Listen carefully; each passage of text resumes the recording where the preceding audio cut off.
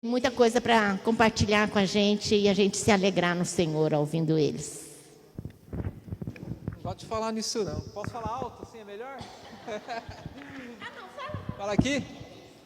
Tem que sair, tá online, né? Desculpa. Boa noite, a paz do Senhor. Faz tempo que eu não venho aqui na frente falar alguma coisa, né? Tô com um casal abençoado, com a família.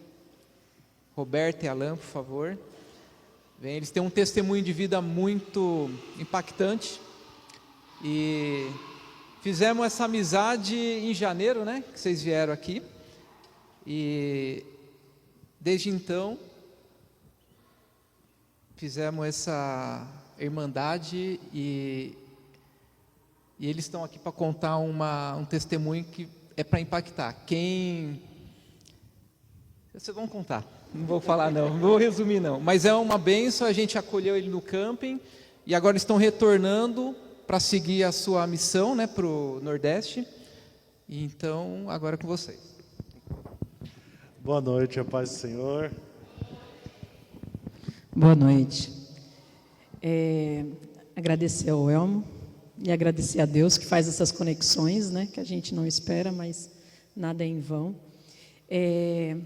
Nada é por acaso, né? Esse louvor que começou a tocar, o último que tocou, que fala da mulher samaritana, né? Tem uma parte que fala assim: não vou mais buscar em outros lugares, né? Porque já achei no Senhor. E eu busquei em muitos lugares. Eu sofri um abuso na minha infância pelo meu pai.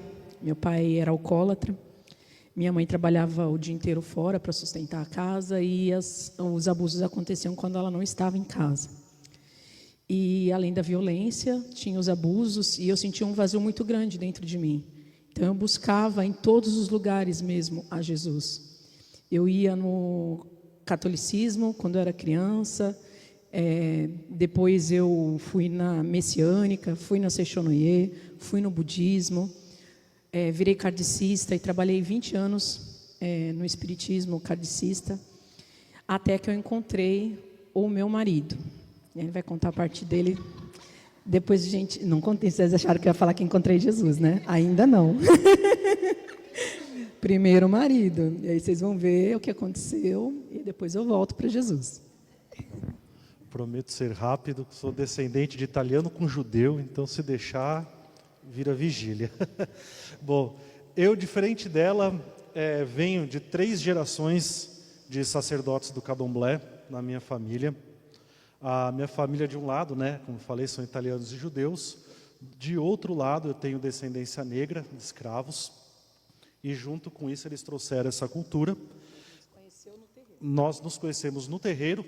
Ela foi, né, nessa saga dela, buscando tudo que é coisa. Um belo dia ela trombou com o terreiro que eu dirigia, que eu comandava. Eu nasci nesse meio, cresci nesse meio. Não conheci, até encontrar Jesus, outra fé que não fosse esse meio ocultista. Minha família é toda desse meio de candomblé, umbanda, maçonaria, bruxaria, magia e tudo isso.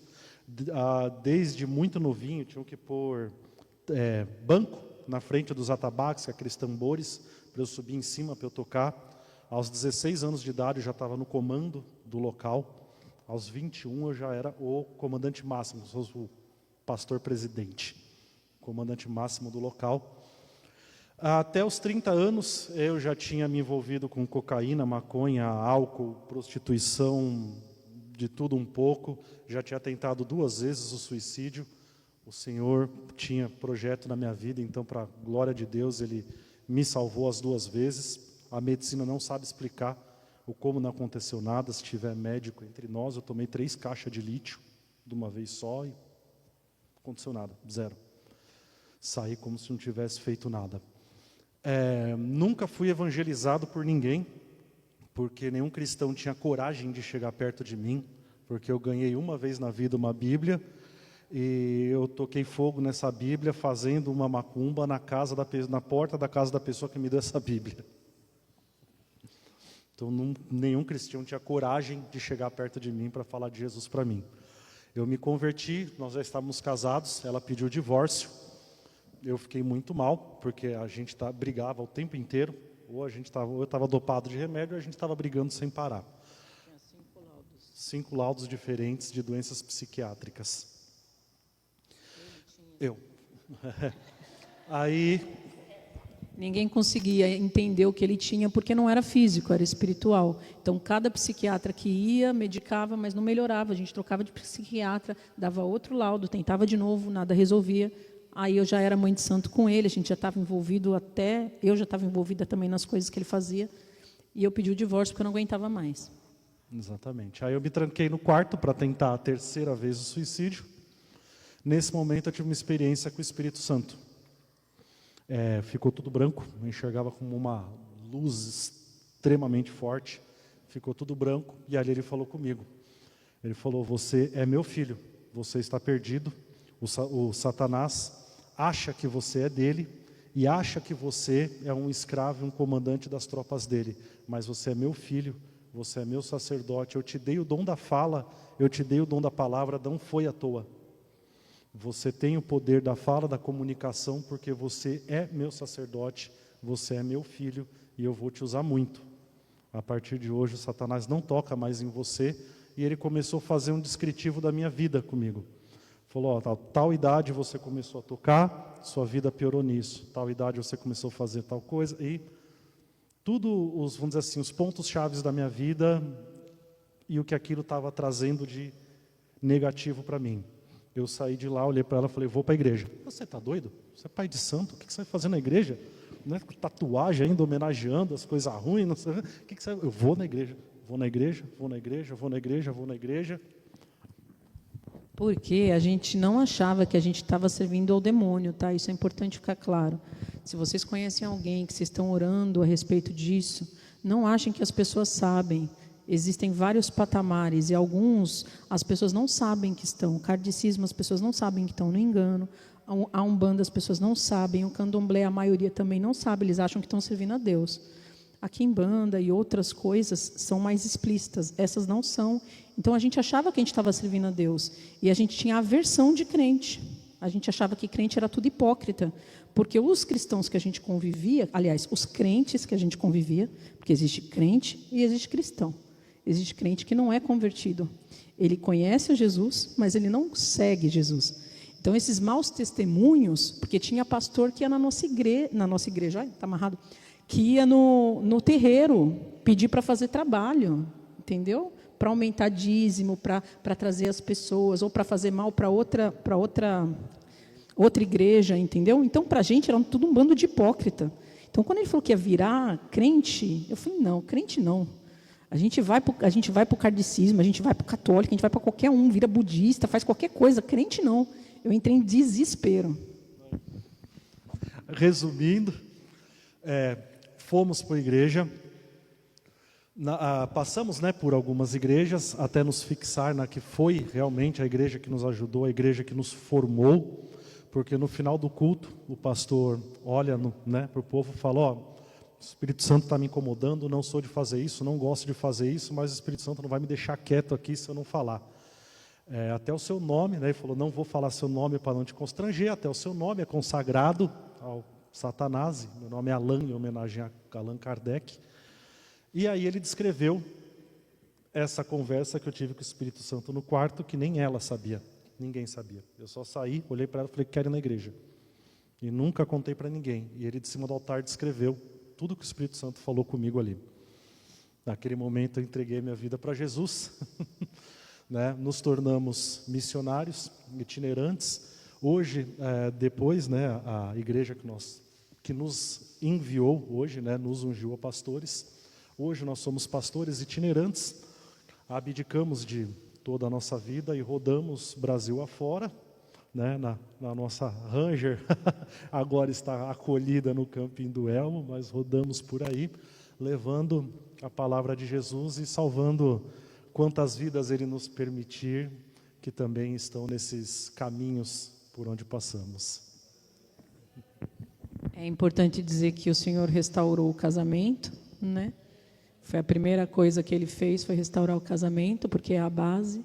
Eu achei que a gente não ia conseguir restaurar o casamento. Depois passei por todos os estágios de recuperação, Primeiro achei que não ia restaurar, depois achei que a gente ia viver como amigo, só para manter os filhos bem.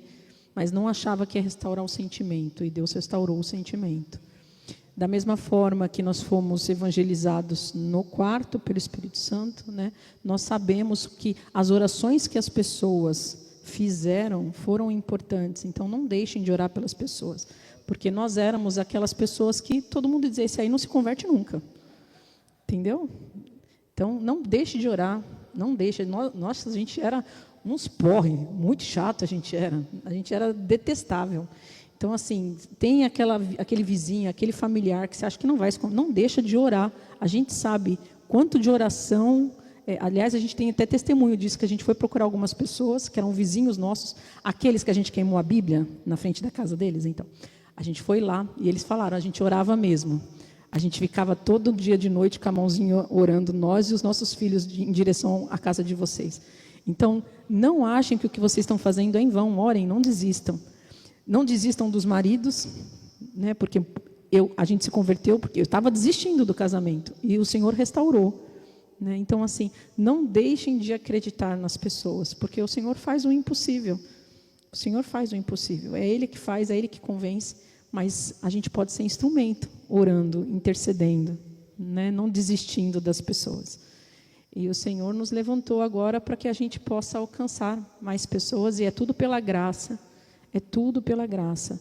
Nós não temos nenhuma igreja que nos ajuda, nos patrocina. Nós temos igrejas que oraram e nos abençoaram e confirmaram o que Deus falou, porque quem nos levantou primeiro foi Deus. Deus falou, eu faço de vocês pastores, eu faço de vocês missionários, vão, sigam, que nem Abraão mesmo, sai da sua terra e vai.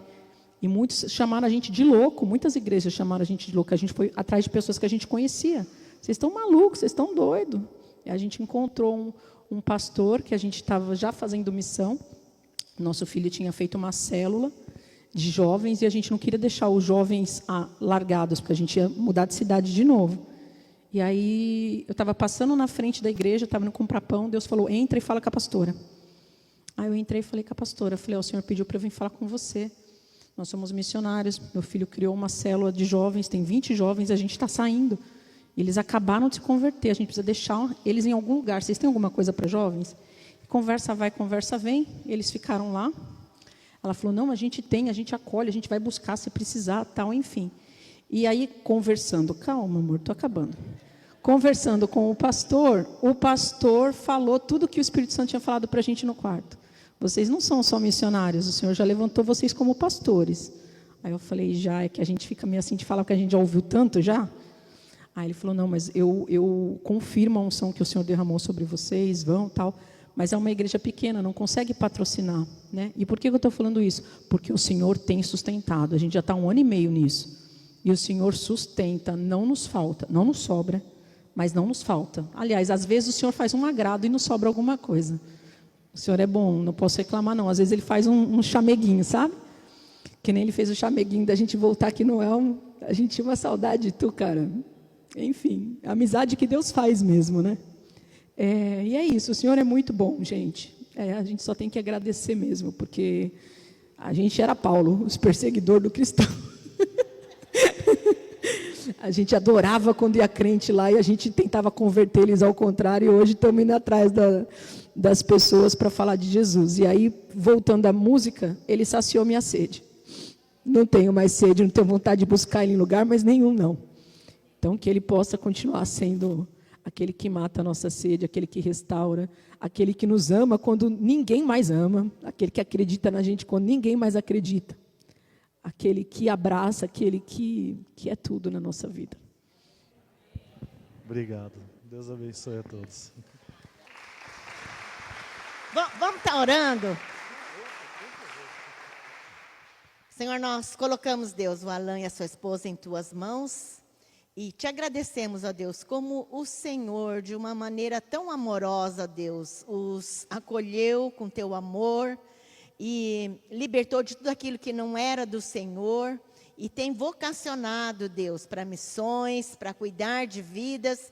E nós te pedimos, Pai, que o Senhor continue abençoando suas vidas, usando, Senhor Deus, cada vez mais com a tua graça, com o teu poder, ó Deus, para que mais discípulos do Senhor sejam formados. Te agradecemos em nome de Jesus. Amém. Amém, amém. Deus abençoe. Amém. Deus abençoe. Amém. Vamos chamar o Edu aqui, que vai trazer a mensagem dessa noite. Vamos.